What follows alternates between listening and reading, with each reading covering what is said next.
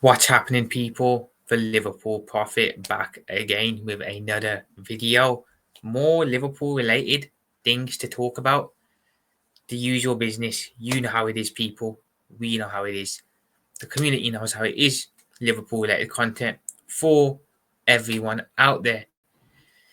Well, we have got a breakthrough in Isak and the Isak to Liverpool situation. So there is news on that.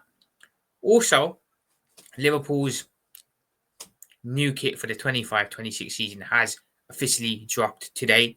We will be going through that, and I'll be giving my opinion on what I think of the kit. I wanted to start off with Isak though, so before we get into the video, guys, make sure you like, comment, and subscribe. That is the bare minimum. So yeah, get doing, guys, get doing. But let's start off with the news on Alexander Isak. Now, Liverpool have officially had a £120 million bid for the Newcastle striker rejected by Newcastle. So we went in there, put 120 million on the table to Newcastle and said, this is our opening bid. And Newcastle have, unfortunately for us, decided to reject our 120 million bid. Expected, to be fair, expected. The asking price is 150 million from Newcastle United. So I think with us going in with 120 million, I think it is. I'm going to be honest. It's probably a bit. They probably find it to be a bit disrespectful. That's why they've rejected it, because they think and want 150 million for Newcastle for Alexander Isak.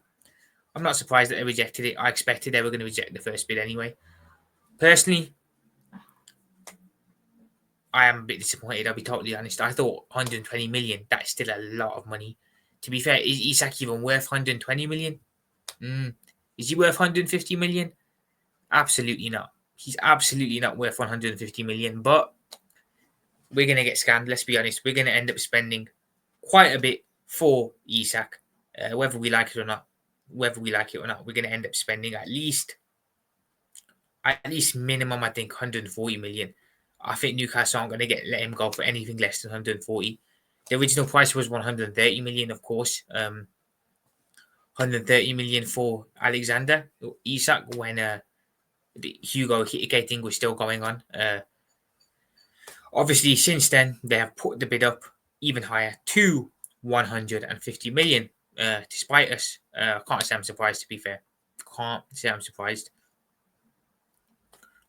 But look, I'm going to be totally honest here. Newcastle rejecting 120 million, I think it is crazy.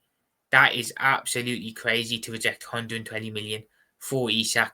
I think that's more than enough that we're giving Newcastle, or that's more than enough of an open bid for us to give them 150 million. That is mad, really crazy. If I was Newcastle, I would have taken the 120 million. Are we totally honest? I would have taken the 120 million. Obviously not. Look, they are going to be incredibly difficult to negotiate with over this deal. Make no bones about it. They are going to make life really difficult for us. They're going to want it. They're going to do their utmost to try and get us to walk away from this deal. I'm convinced. I'm convinced. Which is why the price to begin with is so high. I believe that's why they put 150 million there straight away, because they want Liverpool to walk away from this deal. So again, no surprise at all, they rejected the first bid. And you know what? I'm going to go as far as to say that they're going to also reject our second bid for Isak. I think the second bid will get rejected too, potentially even the third.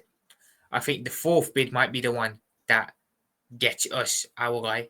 That might be the one, because we're going to have to end up spending at least, I think, 140 to 145 million. Maybe they won't get 150 million outright, but I think they will end up finessing us. They will end up pulling our pants down a bit, and they will end up getting 145 to 140 million, around that much. So yeah, the 120 million bid has been rejected. I'll be totally honest. Did I expect Liverpool to go that low? I don't think so. I didn't. To be fair, I thought we'd match their original price of 130 million. I thought we'd go in with 130 million first to put on the table, but we went in with 120, and unfortunately for us, it got rejected. Is what it is. But to all the Newcastle fans that are out there saying, why haven't Liverpool put a bid in yet? Well, we put a bid in now, people. We put a bid in now, so you lot can hold that. And I'll be totally honest, I don't get what Newcastle fans are trying to get at here, because it looks to me, from what I've seen, they are more than happy to have Alexander Isak stay here and be unhappy. Now, need I tell Newcastle fans what happens when a player is at your club who is unhappy? Just look at Trent Alexander-Arnold. Just look at Coutinho. Just look at other players, not just at Liverpool, at other clubs in the past. Having a player that's unhappy is going to cause bad vibes around the club. It's going to cause bad vibes in the dressing room. It's going to cause bad vibes between the player and manager. It's a recipe for disaster. So when I'm seeing Newcastle fans that are sat there thinking or saying that they'd rather keep him and have an unhappy player than sell him, that's incredibly crazy in my opinion. How can you want to keep an unhappy player at your football club? That is madness, in my opinion. It's absolute madness. So I think these lot need to just put their big boy pants on, accept that the player wants to leave, and just let the guy go. That's what they got to do. You got to accept that he doesn't want to play for you no more. You just got to accept it and let the guy go. But Newcastle fans, if they want to continue being awkward about this, they're more than welcome. They're the ones who are going to look like mugs at the end of the season when it comes back to haunt them. So we'll see what happens. I'd expect Liverpool to go in again. I'd expect us to put another bid in. 100% I expect another bid to be put in. Journalists are saying we're not going to, there's no plans. 100% we'll put a second bid in. I believe that. So we'll see what happens with the second bid and if that's more, if Newcastle deem that to be more acceptable. So we'll see where it goes. I wanted to touch next on today. Well, this morning, Liverpool's official kits for the 25-26 season were dropped, released. We have yet again, of course, the iconic red kit. We have another white and black one and a teal kit. I've got to say, lads, I don't know about other people. I love the kits. I think they look absolutely prestigious. Now that we've gone back to Adidas, I love it. I think the kits look absolutely they just look great. The red kit, perfect, man. Absolutely perfect. The way the Adidas logo just sits on the t-shirt. I like the lines here as well. The red kit for this year, miles better than the red kit for last year. 100%. The away kit, I like the away kit too. I think this is the fourth or fifth year we've had a white away kit with black shorts. I like it. I like it a lot. That seems to be a theme now, having a white away kit with black shorts. And the teal kit, I think the teal kit looks really nice. You know, that arguably might be my favorite one out of the bunch. That looks really, really, really good. You know, very excited to see the players playing that. Very, very excited. And I've got to say, Adidas, sorry, they are producing some crazy, really, really good kits. Let's be totally honest. We've been with Nike for what? Since the 2020-21 season, we've been with Nike. Let's be honest, the Nike kits haven't been great for us. Last season's kit, I didn't like last season's kit one bit.